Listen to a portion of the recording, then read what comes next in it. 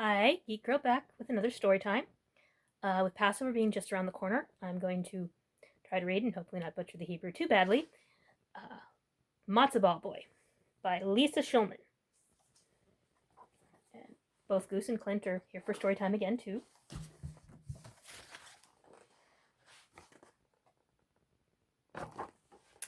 Once upon a time there was an old grandmother, a bubby, who lived all alone. She lived in a tiny cottage at the edge of a small village in a far-off country whose name sounded like a sneeze. Her children were grown with children of their own, but could they be bothered to visit their mother? Not that she was complaining, but she couldn't help feeling lonely. Soon Passover would be here, and there was no one to come to her Seder, the holiday dinner. No one to help retell the Passover story. No one to eat her sweet apple and walnut haros, and sip her delicious matzo ball soup.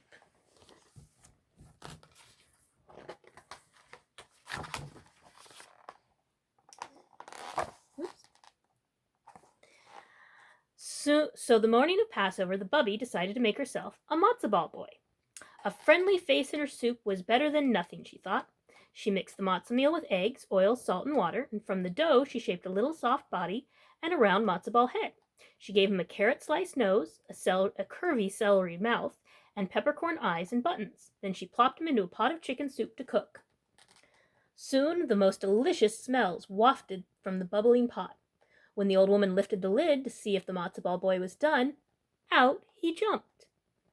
"Oi!" she cried in surprise. "And where do you think you're going, my little matzo ball boy?" There he is, jumping out of the pot.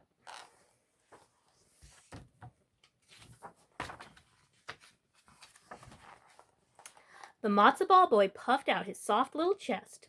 "Boy chamoy, I'm the matzo ball man, bubby, and I'm off to see the world." Then he ran out of the door, leaving smears of schmaltz or chicken fat on her freshly mopped kitchen floor. Not that she minded a little work, but would it have hurt him to wipe his feet? "Wait, wait!" the old woman cried, running after him. "Put on a jacket or you'll catch your death of cold."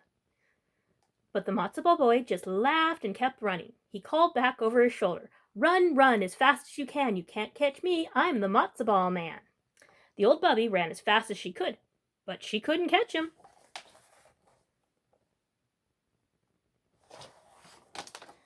The matzo boy ran on and on through the village. As he passed the tailor shop, the Schneider put the last stitch in the rabbi's good coat, which he was patching for Passover. Then he rubbed his stomach. "Oi, oi, you look good enough to eat, little matzo ball boy."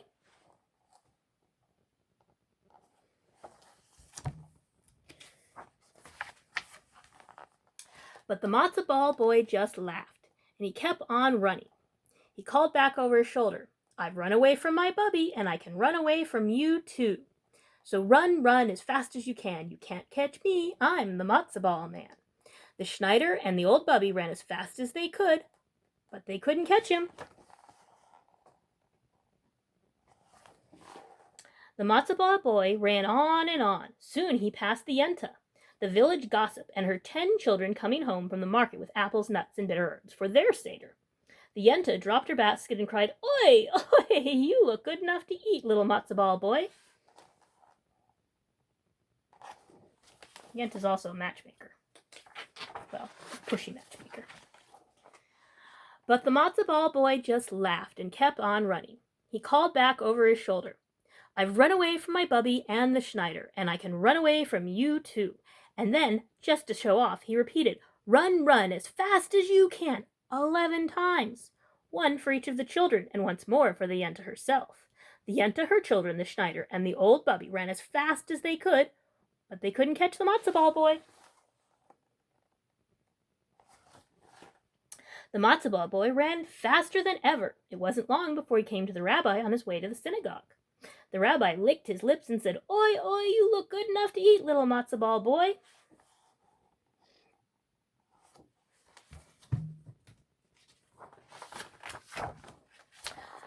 But the matzo ball boy just laughed and kept on running. He called back over his shoulder, "I've run away from my bubby, the Schneider, the Yenta, and her children. I can run away from you too. So run, run as fast as you can. You can't catch me. I'm the matzo ball man." The rabbi, the Yenta, and her children, the Schneider, and the old bubby ran as fast as they could, but they couldn't catch him. The Matzo Ball Boy ran on and on until he came to the edge of a wide river. He could hear the others behind him getting closer and closer. Oy vey! So now I have to cross a river too? The Matzo Ball Boy slapped his forehead. I'll never see the world at this rate. If you'd care to climb on my back, I'll take you across, said the voice as smooth as schmaltz. Remember, schmaltz is another word for fat, generally chicken fat. The Matzo Ball Boy turned to find a hungry fox grinning at him. Ha! You must think me a real shamil. Shamil. Oh my gosh, I can say these words. Really, I can. Said the Matzo Ball Boy. Do you think I don't know that old trick? First you get me on your back, and then on your head, then on your nose, and then I'm nothing more than a nosh for you. Feh! The fox smiled a toothy grin.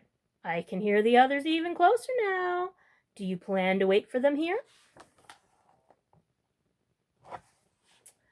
Not on your life, boy chick, the Matzo Ball Boy laughed.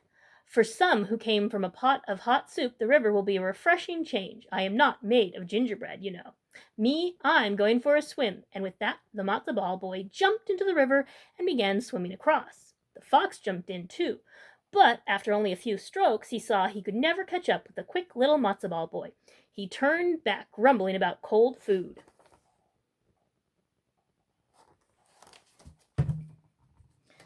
He's got some intelligence, our little Matzo Ball Boy.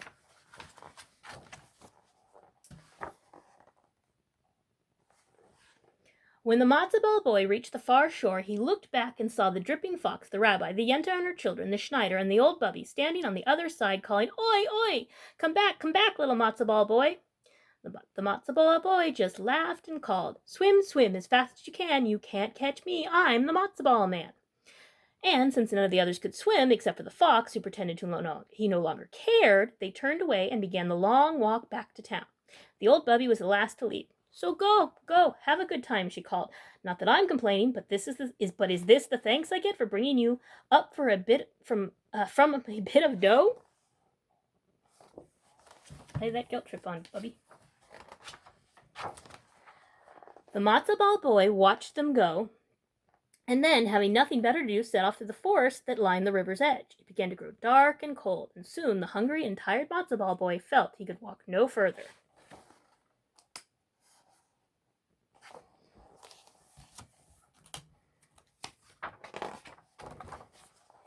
Just then, he came upon a poor man dressed in rags. The Matzo Ball Boy was about to run away when the man said kindly, Oi, oi! You need something good to eat, little Matzo Ball Boy? The Matzo Ball Boy nodded tiredly. I've run away from my bubby, the Schneider, the yenta and her children, the rabbi, and a fox. And I could run away from you too, if I wanted. Of course, I wouldn't refuse an offer of a good meal and a soft bed. The Matzo Ball Boy looked expectantly at the man. No one should be alone and hungry on Passover, said the man. Come home with me. Our food is simple and our cottage small, but you are welcome to join our meal. So the Matzo Ball Boy followed the poor man through the forest until they came to a tiny cottage hardly bigger than a shack.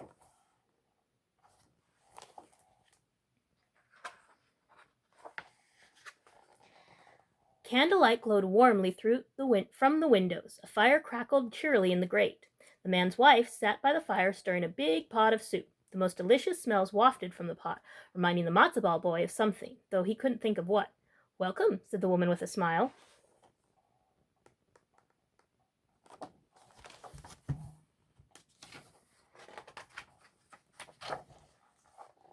Come in, said the man, and the Matzo Ball Boy took a step inside. Don't just stand there by the door where it's cold, said the man. Come nearer to the fire and warm yourself.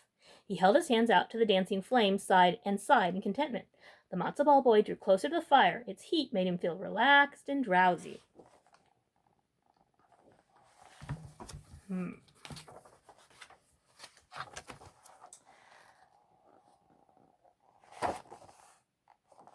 The soup will be ready soon, said the woman. She tasted a spoonful, then shook her head in disappointment.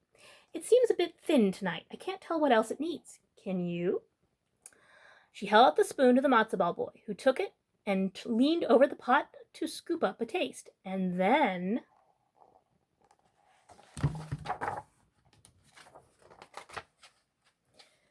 Well, who's to say how it happened? Perhaps he fell in. Perhaps he was pushed.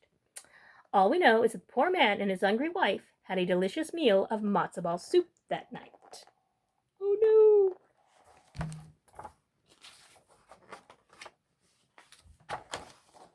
You were what? Maybe expecting a different ending? And that is the Matzo Ball Boy. I hope you guys have a good Passover, even though we're having to do like long distance seders and things. And have a good night.